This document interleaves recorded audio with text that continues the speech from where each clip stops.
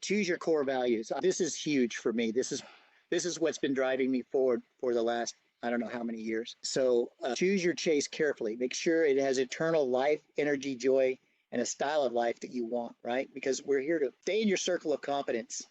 Good to Great by Jim Collins. The circle of competence, the circle of the hedgehog concept. What are you deeply passionate about? What can you be best in the world at? And what drives your economic engine? These circles, whenever somebody gives you an opportunity, if it doesn't fit into that, you automatically say no. If it does fit in that, then you have a way, you look at it and you decide whether you're going to do it or not. Most of the time you should do it. That's why, I'm sorry, I couldn't see that. Could you put that closer to your screen or oh, something? absolutely. Yeah, intersection. Okay, thank you. Look at that. Yeah, this is a Bible. I used to carry this with me everywhere I went when I was flying and doing stuff. So stay in your circle of competence. What are you best at? It's going to come here. What is my best life? Right? You need to figure this out. Write out a description of your best self. This is huge. People don't do that. And when you write something out and it becomes concrete on paper, it's way different than if you do it on your phone or a tablet. It's just in reality now. The phone and tablet stuff in there is not in reality. It's in cyberspace. And your brain doesn't understand cyberspace the way it understands paper. And you also have the tactile skills of writing, and you have to think a little bit more. It just sticks better for you. Anybody that knows about learning will tell you that's true. Yeah, that's using the kinesthetic modality of learning. Yep. And when we engage all three, this is part of my dyslexia therapy training. Yeah. When you engage all three modalities, visual, auditory, and kinesthetic is using the muscles, writing, Right. Yeah.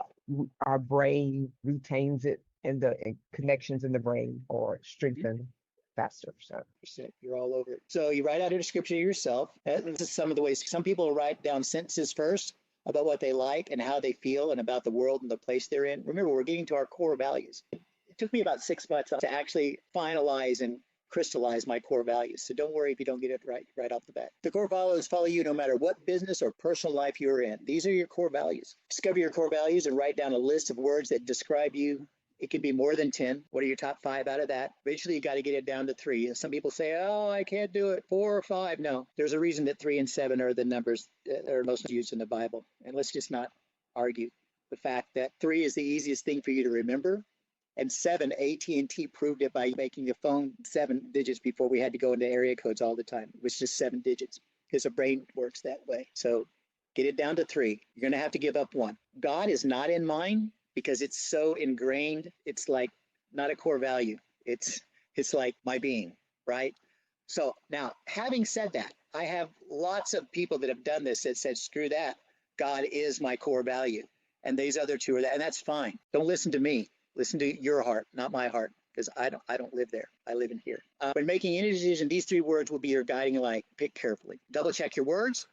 Ask why for each word. Why is integrity my first core value? Answer that. But why is that? Then you answer the reason why that is why that.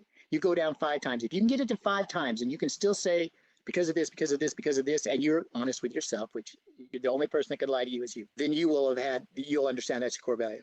Once you have them, then they're your anchor and your life decisions will be governed by them. These core values follow you no matter what business or personal life you're in. So my core values are integrity, happiness, and success. Does it go against my core integrity value? If it does, I don't think about it. I don't have to go a mathematical equation. I have to do anything except say no. Sorry. Then does it make me happy? I mean, helping people makes me happy. Seeing the light up on people makes me happy. So happiness is a lot of different things. And then does it make me successful? Believe it or not, success is rarely judged by how much money you make. It's important. Don't get me wrong. I'm a business consultant. All right. It is the least important if you get everything else right. Right. If you're successful and helping a lot of people, guess what? Zig Ziglar said it. The more people you help get what they want, the more you're going to get what you want. So I wish Mary was here. She would yeah, because she's in the Zig Ziglar organization. It leads their prayers and all kinds of stuff. But anyway, so you get these core values. Now, again, it took me 6 months. Now, I had 2 of them out of the 3 pretty much down when I first started. And then I bobbled back and forth on wording on the 3rd one. And then I finally came up with what it was. And I didn't work on it every day. But it was about 6 months before I said, yeah, you know what? These are my 3 core values. And it saved me so many headaches. I had a mentor. He was talking with a person. They said, hey, this hamburger joint is on a fire sale for $10 million. and you're gonna make it was like $250,000 a year off of it net. And he said no. And I go, why? It's hugely profitably because I don't want to be known as a hamburger guy. It's not what I want to be known for. Didn't have to think about it. Just didn't hit his model for who he thought he was going to be. So I think it was more than $250,000 a year. I think it was like $1 million a year. But anyway, it doesn't matter. The fact of the matter is it was profitable. He could have done it. He had the money. And he said, no, that's not who I want to be known for. It's not the money, right? So anyway, think about things like that. I've had many opportunities. That's why I got the good to great out. I've had many opportunities and it just doesn't fit in that circle. And could I be good at it? Hell yeah. But in war, there's the main strategy in war is divide and conquer. If I divide my energy into this other thing over here, I've conquered myself. So failure. First, they have their life around their work. Let's switch that around. Let's develop what you want your life to be and have your work be around that. Some things to think about. I know if you're working a 9 to 5, you say you can't do that, but just put yet on the end of that. Can't do that. How do you want to live? Write down 5 things of that. Where do you want to live? Could be multiple places. I can't afford 2 places. I can barely afford my rent. Remember we did this thing earlier where you had the 50 things that you wished for if everything fell in place? This is how it all works down. It all funnels down. So don't worry about how. Worry about why. What do you want to do? Where do you want to go? Why do you want to live there? Oh, I want to live there because I like skiing. I want to live there because I like humidity. I want to live there because I don't like humidity. I want to live there because my grandkids are there. I want to live there because I like the hustle and bustle life. I want to live there because I like the country life. Why do you want to live at each place you live? All right, put that down. I guess I'm ahead of my game. How much do you need to finance your dream? So this is interesting. People always think they need way more money than they need. I was talking with, I think it was Tommy yesterday, and everybody should be in the $10,000 club. And the $10,000 club is $10,000 of residual income every month, whether you work or not. People go, well, I'd spend that money really easily. Yeah, you could, not for a year. You start to realize that you're wasting your money. How many cars can you buy? How many polo shirts do you need? How many shoes can you get?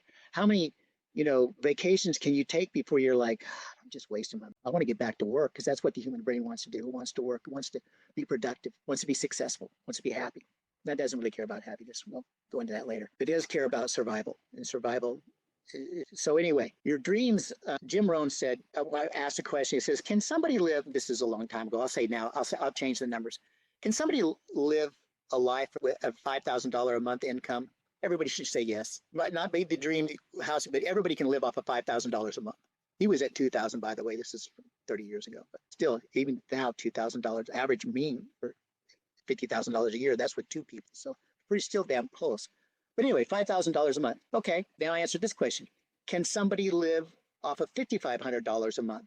Everybody goes, yeah, duh. What happened to the other $500 a month? What are you doing with it? We talked about that earlier. So you see, that's why you need the evil word budget. 2 years from now, If you're looking for a nonprofit organization to give to or be part of, Turning Point USA is the one. Its mission is to identify, educate, train, and organize students to promote the principles of freedom, free market, and limited government. Turning Point USA believes that every young person can be enlightened to true free market values. Go to Turning Point USA, join, and start today. Insurance agents, I've got a gift for you. Start your 7-day free pass to our school.